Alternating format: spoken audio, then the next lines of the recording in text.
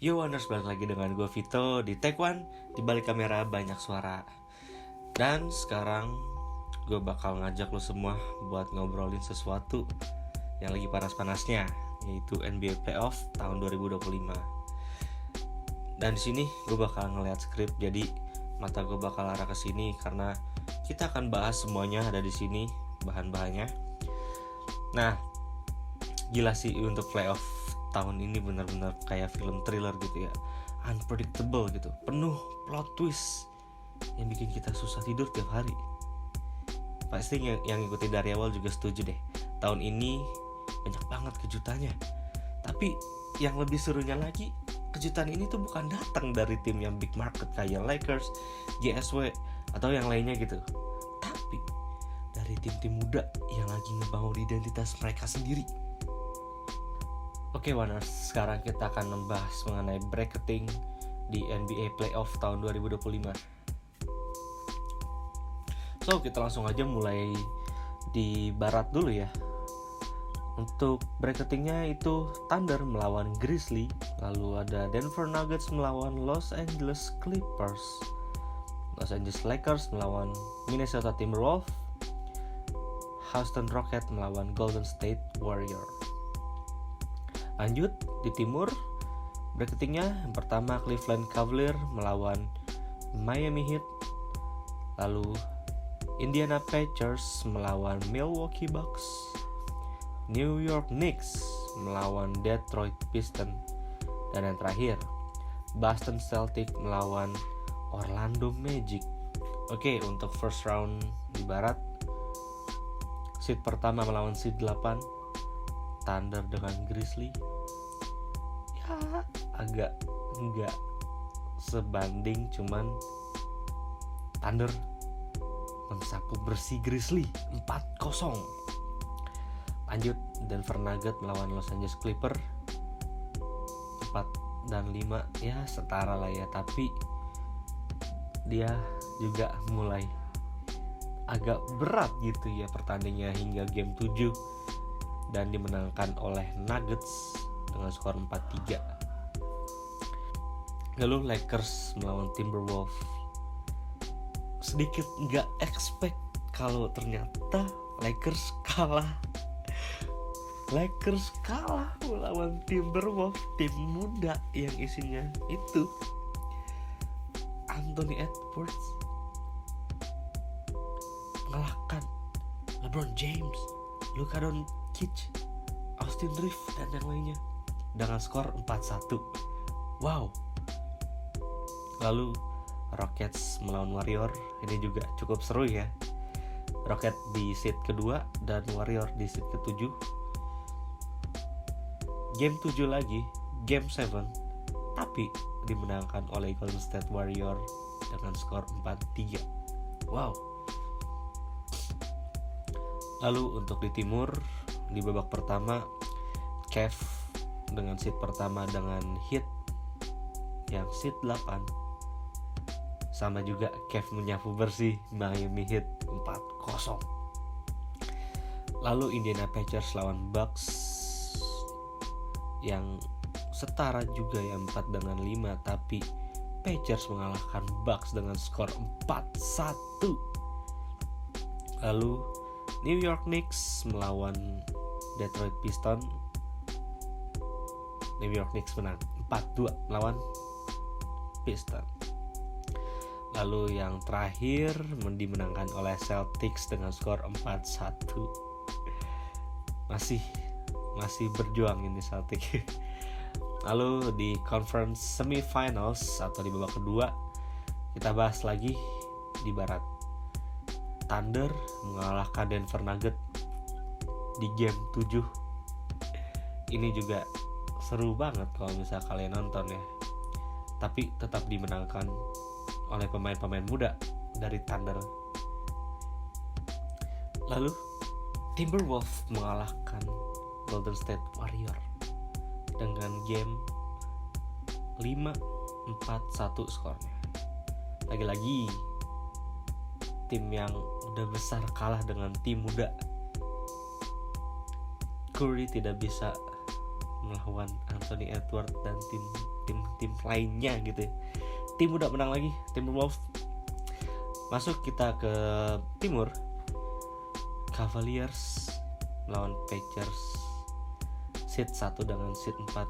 Sayangnya Cavaliers tidak bisa melawan Pacers, dan Pacers menang dengan skor 4-1. Wow, kuat sekali tim muda ini ya. Lalu ada New York Knicks dengan Celtics, tapi sayangnya Celtics tidak bisa mengalahkan New York Knicks dengan skor 4-2 atas kemenangan New York Knicks. Lanjut kita ke conference final di barat pertama. Thunder melawan Timberwolves. Tim muda mengalahkan tim muda. Siapa yang menang? Thunder. Sebenarnya nggak apa ya, bukannya nggak mendukung Thunder gitu ya, cuman Timberwolves itu lebih style gue aja gitu ya. Tapi ya sayangnya dimenangkan oleh Thunder dengan skor 4-1. Lalu di timur, Pacers mengalahkan New York Knicks dengan skor 4-2. Ya tim-tim muda juga sebenarnya, ini isinya final tim muda gitu ya. Dimenangkan juga sama Pacers yang cukup kuat. Dan di terakhir, Thunder melawan Indiana Pacers, yang sayangnya Indiana Pacers kalah melawan Thunder di game ke-7. Di mana ada beberapa drama yang mengakibatkan Pacers tidak bisa mengalahkan Thunder, dan Thunder mendapatkan game 7 dengan mudah. Nanti akan kita bahas. Oke, itu untuk bracketnya. Lanjut kita ke pembahasannya. Sekarang kita flashback dulu ke awal playoff. Dari babak pertama aja, salah satu yang paling nyangkut di kepala gue gitu, Pacers mengalahkan Bucks. Siapa yang sangka coba? Gue pribadi ngira Bucks yang bakal jalannya mulus gitu ya untuk playoff ini gitu. Giannis sudah balik, mereka juga udah punya pengalaman di tahun sebelumnya jadi champions. Tapi ternyata Haliburton dan anak-anak Pacers lainnya gak bisa diremehin guys. Mainnya rapi, penuh confident, dan penuh energi. Ini Pacers yang baru, Warners. Dan mungkin ini bukan cuma kejutan untuk semusim gitu. Nah, kalau si Pacers bisa mempertahankan tim core-nya, nambah 1 atau 2 veteran untuk nambahin stabilitasnya gitu ya, bisa aja mereka jadi konsisten dan jadi kuda hitam. Bahkan bisa juga menurut gue ya, contender serius di musim depan gitu ya. Mereka juga udah punya fondasi yang kuat untuk tim-timnya. Nah, ngomongin kuda hitam, Warners, kalian juga pasti setuju OKC layak juga untuk mendapatkan spotlight. Gila banget sih tim ini. Yang kita tahu juga kan sekarang mereka sudah menjadi NBA Champion 2025. Dan isinya itu pemain muda semuanya. Mainnya udah kayak tim senior tapi SGA makin matang, Chet juga kelihatan banget impactnya. Dan secara overall ya, mereka punya chemistry yang jarang ditemuin dari tim-tim muda. Gue sempat lihat datanya ya, rata-rata usia starting line-up-nya itu sekitar 24 tahun. Gokil, itu masih muda-muda semua gitu tim-timnya ya. Tapi itu gak jadi alasan mereka untuk minder gitu. Malah mereka kelihatan banget lincah, fearless banget di lapangan. Mereka bermain dengan hati, dan itu yang bikin kita semua excited. Nah, sekarang kita masuk ke pertanyaan besar. Apakah ini pertanda dimulainya era baru di NBA? Banyak yang bilang musim ini tuh sebagai momen transisi. Era-era bintang besar seperti LeBron James, Kevin Durant, Steph Curry, mereka mulai pelan-pelan turun dari spotlight. Dan generasi baru memulai ambil alih seperti tadi. SGA, Anthony Edwards, Chet, dan yang lainnya. Kita sekarang lihat liga yang lebih merata gitu, tapi juga lebih unpredictable dengan pemain-pemain barunya yang sedang menaikkan derajatnya mereka sendiri. tim-tim seperti Timberwolves, Knicks, Pacers, Thunder semuanya dipimpin oleh pemain-pemain muda yang bukan cuma jago tapi juga punya mental dan leadership. Kita ambil contoh misalnya ya, kayak Anthony Edwards. Dia bukan cuma pemain atletik yang eksplosif, tapi dia juga kelihatan banget gitu aura star powernya gitu. Timberwolves jadi punya identitas baru, dan itu juga gak lepas dari perannya si Edwards sebagai pemimpin muda. Dia juga punya aura yang sudah bisa gitu kita pelajarin. Entah itu karena memang playstyle-nya dia mirip Michael Jordan mungkin, ataupun dia bisa memiliki style dia sendiri gitu loh. Tapi bukan cuman dia gitu ya, Wonders. Jalen Brunson juga bikin Knicks punya arah permainan yang jelas. Dia tough, clutch, dan ngebawa energi baru untuk franchise yang selama ini sering dipandang sebelah mata gitu, New York Knicks. Tapi impactnya kerasa banget gitu, dan fans Knicks juga kayak merasa dapat harapan baru dari Jalen Brunson dan juga tim lainnya gitu ya. Dan jangan lupain mengenai Luka Doncic. Setelah trade besar-besaran antara Luka Doncic dengan Anthony Davis, Luka ke Lakers, Davis ke Maverick, dan banyak yang gila, orang-orang ragu gitu ya sama trade yang terjadi gitu. Tapi ternyata Luka langsung nyetel gitu sama playstyle-nya Lakers, dan jadinya Lakers bisa jadi tim yang bahaya gitu dengan kehadiran Luka. Dan kelihatan banget sih dia sekarang jauh lebih dewasa dalam pengambilan keputusan. Nah, selanjutnya kita akan membahas mengenai NBA Finals 2025. Yap, OKC Thunder juara NBA 2025. Nah, OKC atau Oklahoma City Thunder resmi menjadi juara NBA 2025 setelah OKC mengalahkan Indiana Pacers di final dengan skor 4-3 di game 7. Bayangin game 7 di final itu serunya terjadi lagi gitu, kayak antara tim West dengan tim East bertarung di finals dengan game 7. Kapan lagi coba? Baru tahun ini lagi akhirnya itu terjadi gitu ya.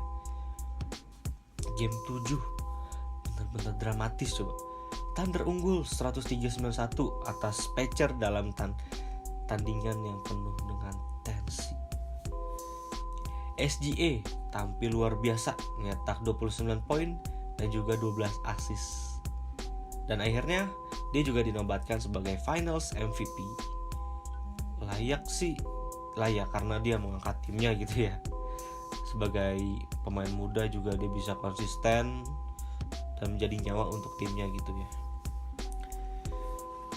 Dan ini merupakan gelar pertama Thunder sejak franchise-nya itu berubah dari Oklahoma ke Oklahoma dari Seattle gitu.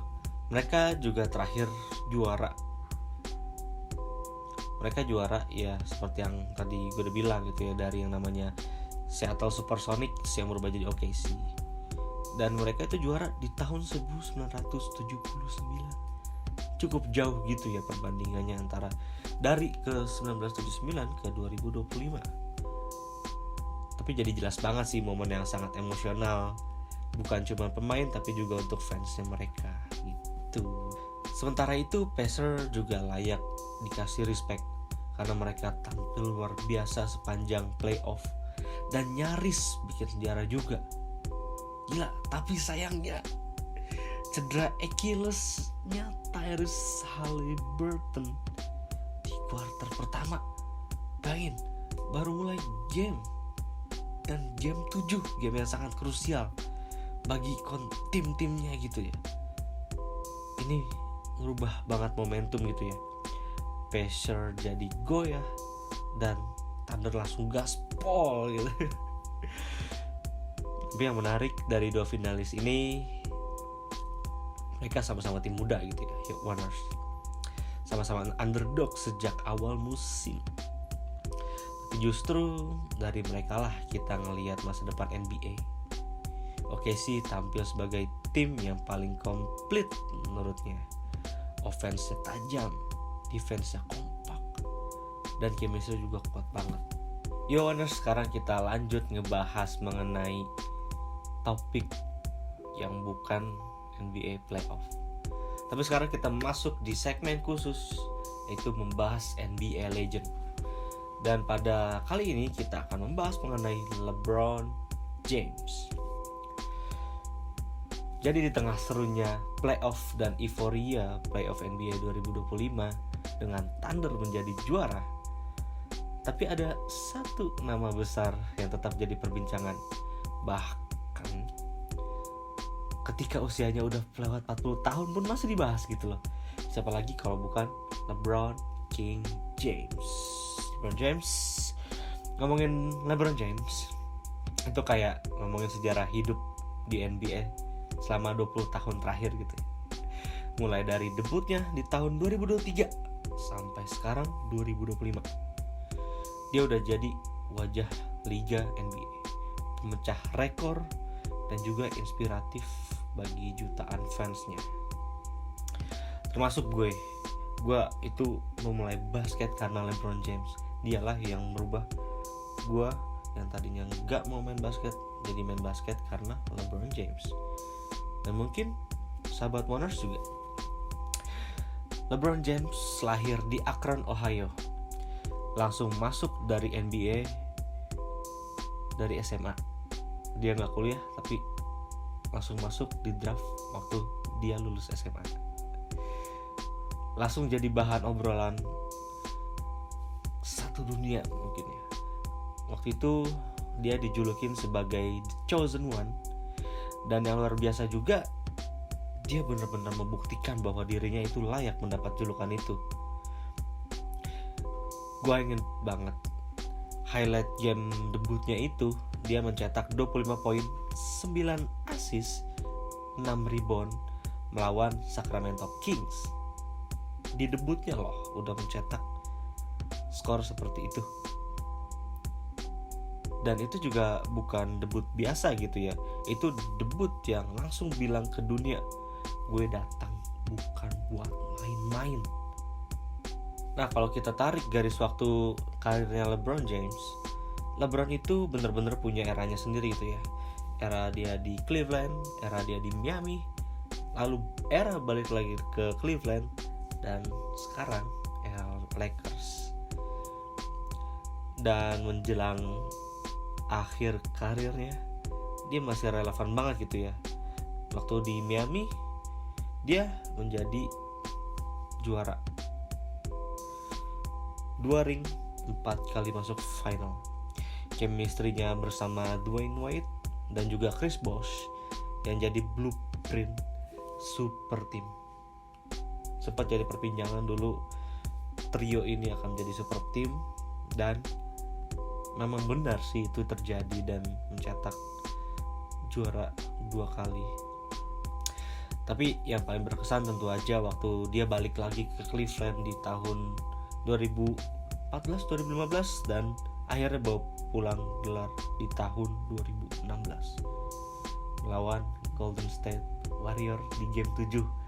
Comeback dari 3-1 menjadi 4-3.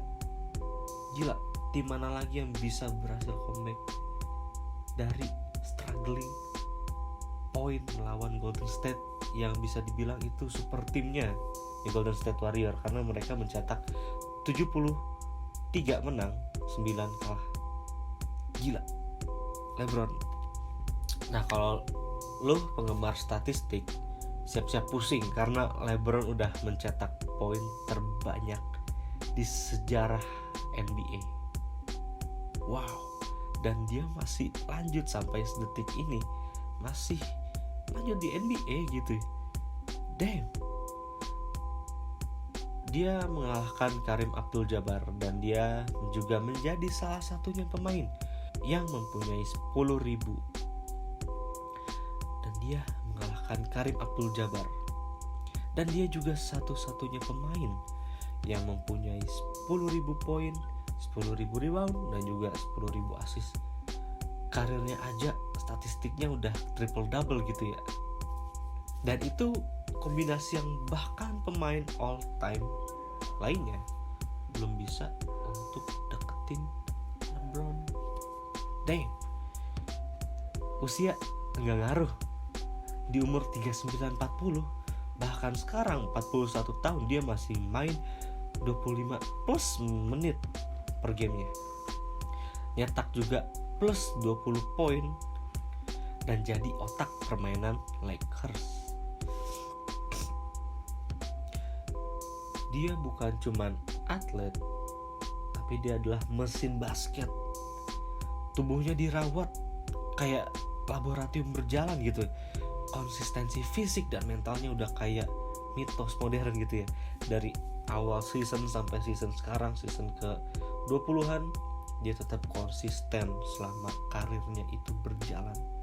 Bahkan karirnya dia di NBA itu lebih lama daripada gua lahir.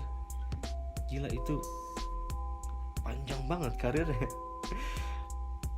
Tapi kalau kita melihat LeBron James ya, yang bikin spesial itu juga bukan cuman angka, tapi dampaknya juga berasa gitu di luar lapangan.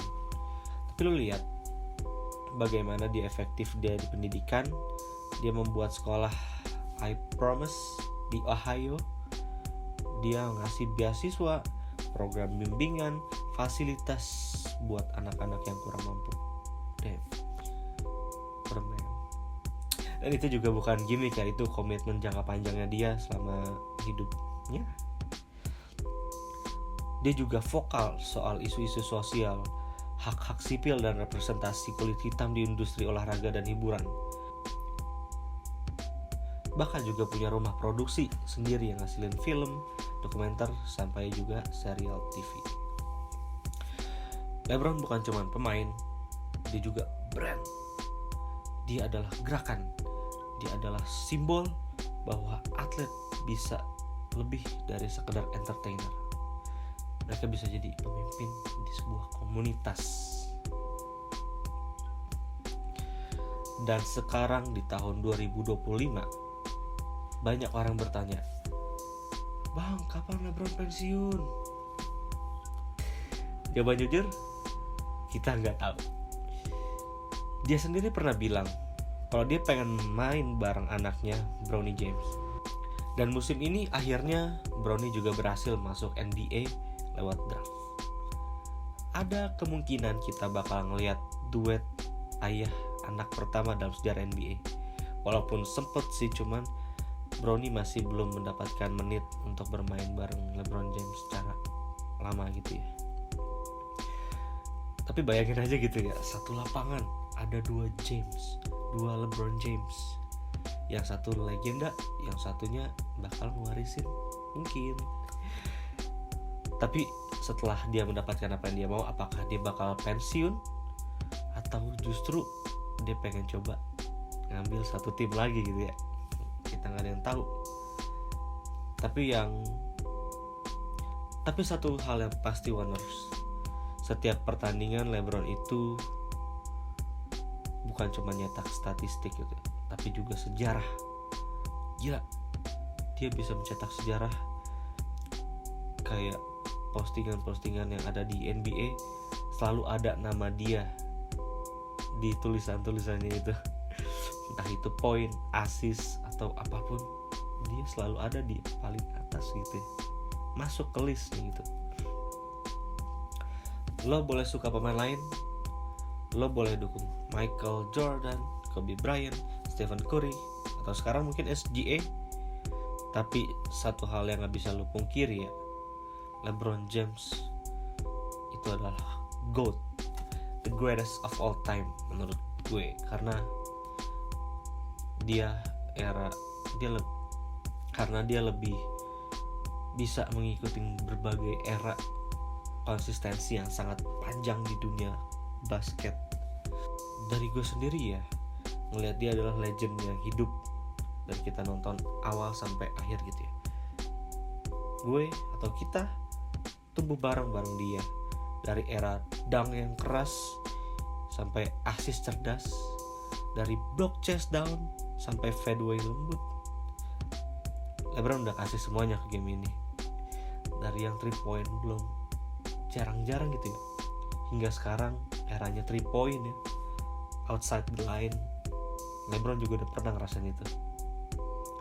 Dan buat itu semua kita cuma bilang makasih King. Oke, Oneers, itu segmen spesial dari gue untuk lo semua mengenai karir dari sebuah LeBron James yang bermain basket lebih dari 2 dekade dan yang bagian penting bagi dunia basket dan budaya pop. Oke, Oneers, itu dia obrolan kita di Take One episode kali ini. Playoff NBA 2025 sih kita banyak pelajaran gitu ya. Pertama, bahwa NBA sekarang udah berubah nih kayaknya eranya nih. Kedua, udah gak ada lagi tim-tim kecil. Sekarang semuanya kelihatannya jadi rata gitu ya. Dan yang paling penting, generasi baru udah siap untuk ngambil alih generasi veteran-veteran yang lama. Nah, menurut kalian nih, siapa yang bakal jadi juara di tahun depan? Dan kira-kira tim mana yang bakal rising, bakal memimpin NBA selanjutnya?